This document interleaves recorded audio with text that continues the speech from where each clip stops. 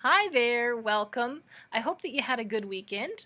I am Mary, a librarian at Claremont Branch Library, and this is our daily reading from the book Ozma of Oz by L. Frank Baum. If you were with us Friday, then you know we left Dorothy, Ozma, and their friends in quite a little predicament. They had made it to the Gnome King's domain and asked him to release the royal family of Ev, which he had turned each of the 10 members into ornaments for his palace. While he wouldn't let them go, he did agree to let our friends go into his palace one by one and guess which ornament might be an actual member of the family of Ev. If they guessed correctly, then that member would be restored. But if they guessed incorrectly too many times, they themselves would be turned into an ornament. Ozma goes in and tries each of her guesses, but even on the last guess she's wrong and turns into a green grasshopper ornament. And then the Tin Woodman goes in to make his guesses. And that is where we're going to pick up today. So I hope that you're excited to find out what's going to happen to our friends. So let's go ahead and start with our 2 chapters and see what happens. This chapter is called The Gnome King Laughs. In a moment, the king returned to his throne and relighted his pipe, and the rest of the little band of adventurers settled themselves for another long wait. They were greatly disheartened by the failure of their girl ruler and the knowledge that she was now an ornament in the Gnome King's palace, a dreadful, creepy place in spite of all its magnificence. Without their little leader, they did not know what to do next, and each one, down to the trembling private of the army, began to fear that he would soon be more ornamental than useful. Suddenly, the Gnome King began laughing. "Ha ha ha! Hee hee hee! Ho ho ho!" "What's happened?" asked the Scarecrow. "Why, your friend, the Tin Woodman, has become the funniest thing you can imagine," replied the king, wiping the tears of merriment from his eyes. "No one would ever believe he could make such an amusing ornament. Next!" They gazed at each other with sinking hearts. One of the generals began to weep dolefully. "What are you crying for?" asked the Scarecrow, upset at such a display of weakness. "He owed me 6 weeks' back pay," said the general, "and I hate to lose him." "Then you shall go and find him," declared the Scarecrow. "Me!" cried the general, greatly alarmed. "Certainly. It is your duty to follow your commander. March!" "I won't," said the general. "I'd like to, of course, but I just simply won't." The Scarecrow looked inquiringly at the Gnome King. "Never mind," said the jolly monarch. "If he doesn't care to enter the palace and make his guesses, I'll throw him into one of my fiery furnaces." "I'll go. Of course, I'm going," yelled the general as quick as he could. Where is the entrance? Where is it? Let me go at once." So the Gnome King escorted him into the palace and again returned to await the result. What the general did, no one can tell, but it was not long before the king called for the next victim, and a colonel was forced to try his fortune. Thus, one after another, all of the 26 officers filed into the palace and made their guesses, and became ornaments. Meantime, the king ordered refreshments to be served to those waiting, and at his command a rudely shaped gnome entered, bearing a tray. This gnome was not unlike the others that Dorothy had seen, but he wore a heavy gold chain around his neck to show that he was the chief steward of the Gnome King, and he assumed an air of much importance, and even told his Majesty not to eat too much cake late at night, or he would be ill. Dorothy, however, was hungry, and she was not afraid of being ill, so she ate several cakes and found them good. She also drank a cup of excellent coffee, made of a richly flavored clay, browned in the furnaces, and then ground fine, and found it most refreshing, and not at all muddy. Of all the party which had started upon this adventure, the little Kansas girl was now left alone with the Scarecrow, Tik-Tok, and the private for counselors and company. Of course, the Cowardly Lion and the Hungry Tiger were still there, but they, having also eaten some of the cakes, had gone to sleep at one side of the cave, while upon the other side stood the sawhorse, motionless and silent, as became a mere thing of wood. Billina had quietly walked around and picked up the crumbs of cake which had been scattered, and now, as it was long after bedtime, she tried to find some dark place in which to go to sleep. Presently the hen espied a hollow underneath the king's rocky throne, and crept into it unnoticed. She could still hear the chattering of those around her, but it was almost dark underneath the throne, so that soon she had fallen fast asleep. "Next," called the king, and the private, whose turn it was to enter the fatal palace, shook hands with Dorothy and the Scarecrow, and bade them a sorrowful goodbye, and passed through the rocky portal. They waited a long time, for the private was in no hurry to become an ornament, and made his guesses very slowly. The Gnome King, who seemed to know by some magical power all that took place in his beautiful rooms of his palace, grew impatient finally, and declared he would sit up no longer. "I love ornaments," he said, "but I can wait until tomorrow to get more of them. So as soon as that stupid private is transformed, we will all go to bed, and leave the job to be finished in the morning." "Is it so very late?" asked Dorothy. "Why, it is after midnight," said the king, "and that strikes me as being late enough. There is neither night nor day in my kingdom, because it is under the earth's surface, where the sun does not shine. But we have to sleep just the same as the upstairs people do, and for my part, I'm going to bed in a few minutes." Indeed, it was not long after this that the private made his last guess. Of course, he guessed wrongly, and of course, he at once became an ornament. So the king was greatly pleased, and clapped his hands to summon the chief steward. "Show these guests to some of the sleeping apartments," he commanded, "and be quick about it, too, for I am dreadfully sleepy myself." "You have no business to sit up so late," replied the steward gruffly. "You'll be cross as a griffin tomorrow." His Majesty made no response to this remark, and the chief steward led Dorothy through another doorway into a long hallway, from which several plain but comfortable sleeping rooms opened. The little girl was given the first room, and the Scarecrow and Tik-Tok the next, although they never slept, and the Lion and the Tiger the third. The Sawhorse hobbled after the steward into a fourth room, to stand stiffly in the center of it until morning. Each night was rather a bore to the Scarecrow, Tik-Tok, and the Sawhorse, but they had learned from experience to pass the time patiently and quietly, since all their friends who were made of flesh had to sleep and did not like to be disturbed. When the chief steward had left them all alone, the Scarecrow remarked sadly, "I am in great sorrow over the loss of my old comrade, the Tin Woodman. We have had many dangerous adventures together, and escaped them all, and now it grieves me to know that he has become an ornament, and is lost to me forever."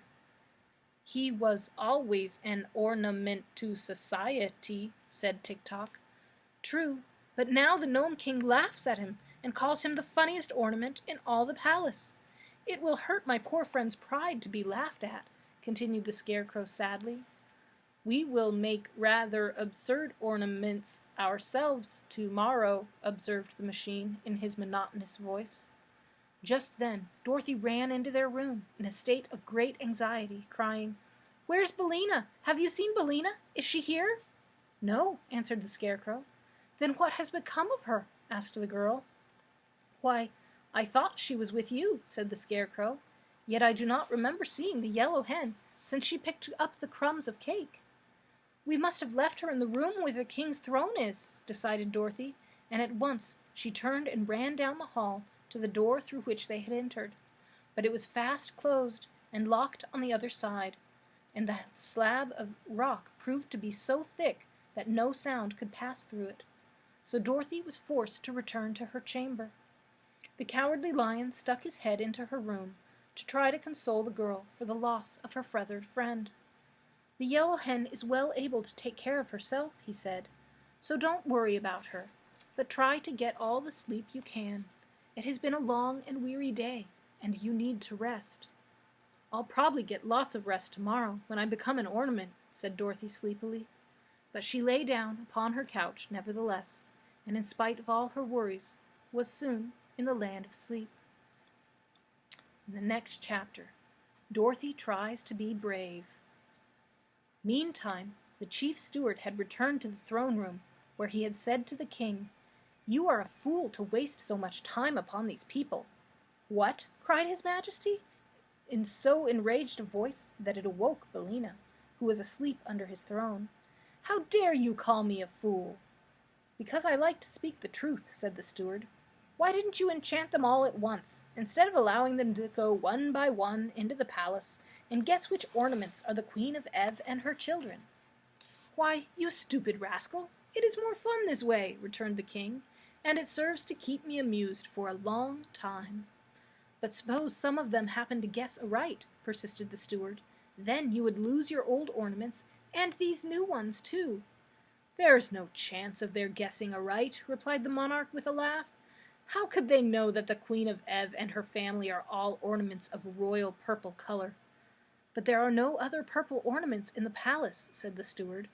"There are many other colors, however, and the purple ones are scattered throughout the rooms, and are as many of many different shapes and sizes.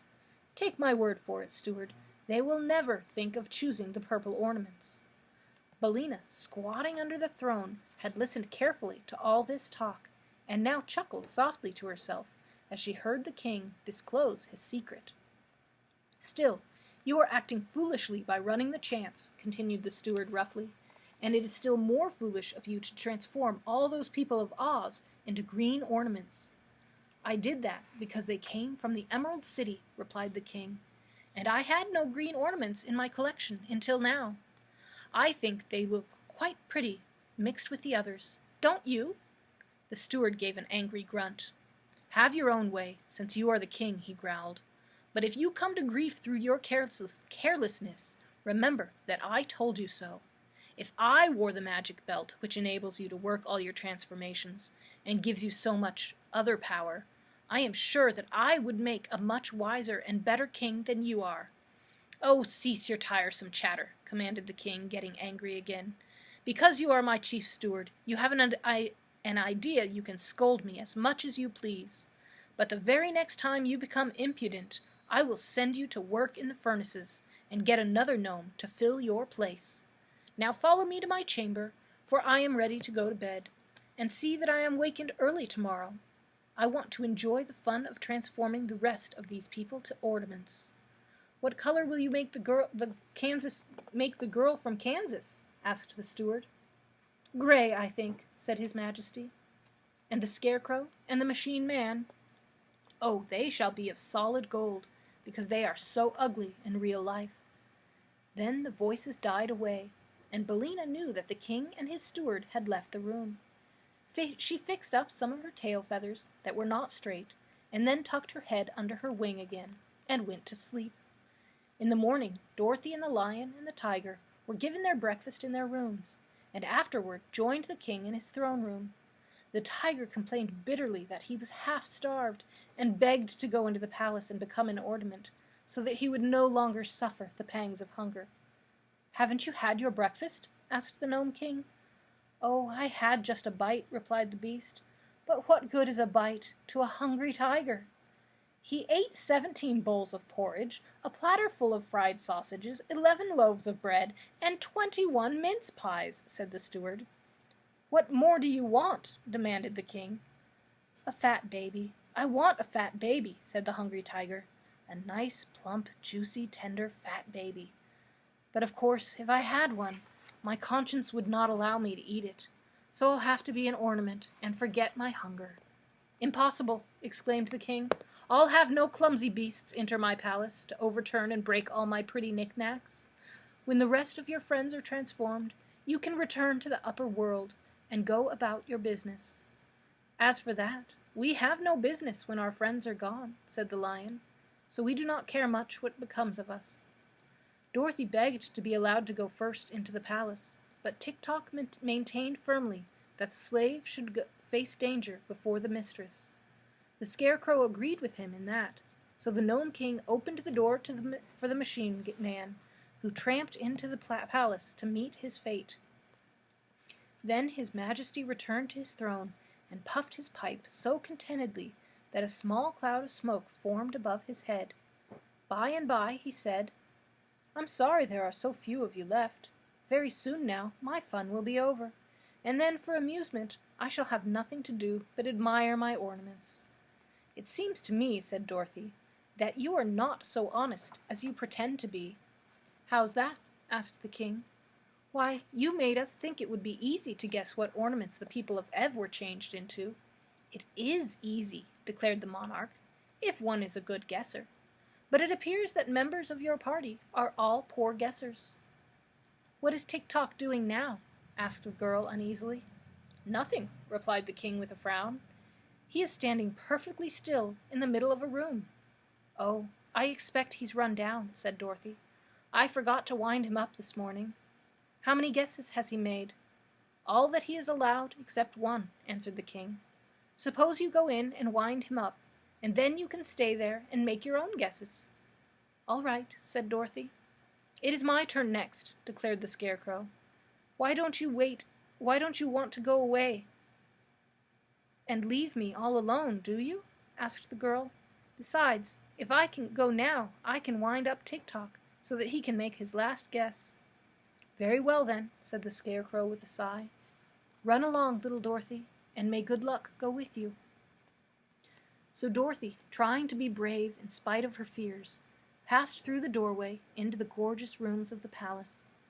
The stillness of the place awed her at first, and the child drew short breaths and pressed her hand to her heart and looked all around with wondering eyes. Yes, it was a beautiful place, but enchantments lurked in every nook and corner, and she had not yet grown accustomed to the wizardries of these fairy countries, so different from the quiet and sensible commonplaces of her own native land. Slowly she passed through several rooms until she came upon Tik-Tok, standing motionless. It really seemed then that she had found a friend in this mysterious place, so she hastened to wind up the machine man's action and speech and thoughts. "Thank you, Dorothy," were his first words. "I have now one more guess to make." "Oh, be very careful, Tik-Tok, won't you?" cried the girl. "Yes, but the Gnome King has us in his power, and he has set a trap for us. I fear we are all lost," he answered. "I fear so too," said Dorothy sadly. "If Smith and Tinker had given me a guessing clockwork attachment," continued Tik-Tok, "I might have defied the Gnome King, but my thoughts are plain and simple, and are not much use in this case." "Do the best you can," said Dorothy encouragingly, "and if you fail, I will watch to see what shape you are changed into." So Tik-Tok touched a yellow glass vase that had daisies painted on one side, and he spoke at the same time the word Ev. In a flash the machine man had disappeared, and although the girl looked quickly in every direction, she could not tell which one of the many ornaments the room contained had a moment before been her faithful friend and servant. So all she could do was accept the hopeless task set to her, and make her guesses and abide by the result. "It can't hurt very much," she thought, "for I haven't heard any of them scream or cry out, not even the poor officers. Dear me, I wonder if Uncle Henry or Aunt Em will ever know I have become an ornament in the Gnome King's palace, and must stand forever and ever in one place and look pretty, except when I am moved to be dusted. It isn't the way I thought I'd turn out at all, but I suppose it can't be helped." She walked through all the rooms once more, and examined with care all the objects they contained, but there were so many, they bewildered her, and she decided, after all, as Ozma had done, that it could only be guesswork at best, and that the chances were much against her guessing aright. Timidly she touched an alabaster bowl and said, "Ev." "That's one failure, anyhow," she thought. "But how am I to know which thing is enchanted and which is not?" She touched the image of a purple kitten that stood on the corner of a mantel, and as she pronounced the word Ev, the kitten disappeared, and a pretty, fair-haired boy stood beside her. At the same time, a bell rang somewhere in the distance, and as Dorothy started back, partly in surprise, partly in joy, The little one exclaimed, "Where am I? And who are you? And what has happened to me?" "Well, I declare," said Dorothy, "I've really done it." "Done what?" asked the boy. "Saved myself from being an ornament," replied the girl with a laugh, "and saved you from being forever a purple kitten." "A purple kitten?" he repeated. "There is no such thing." "I know," she answered, "but there was a minute ago. Don't you remember standing on the corner of a mantel?" "Of course not. I am a Prince of Ev, and my name is Evring," the little one announced proudly. "But my father, the king, sold my mother and all her children to the cruel ruler of the gnomes. And after that, I remember nothing at all." "A purple kitten can't be expected to remember, Evring," said Dorothy. "But now you are yourself again, and I'm going to try to save some of your brothers and sisters, and perhaps your mother. So come with me." She seized the child's hand and eagerly hurried here and there, trying to decide which object to choose next. The third guess was another failure, and so was the fourth and fifth. Little Evering could not imagine what she was doing, but he trotted along beside her very willingly, for he liked the new companion that he had found. Dorothy's further quest proved unsuccessful, but after her first disappointment was over, the little girl was filled with joy and thankfulness to think that after all she had been able to save one member of the royal family of Ev, and could restore the little prince to his sorrowing country. Now she might return to the terrible Gnome King in safety, carrying with her the prize she had won in the person of the fair-haired boy.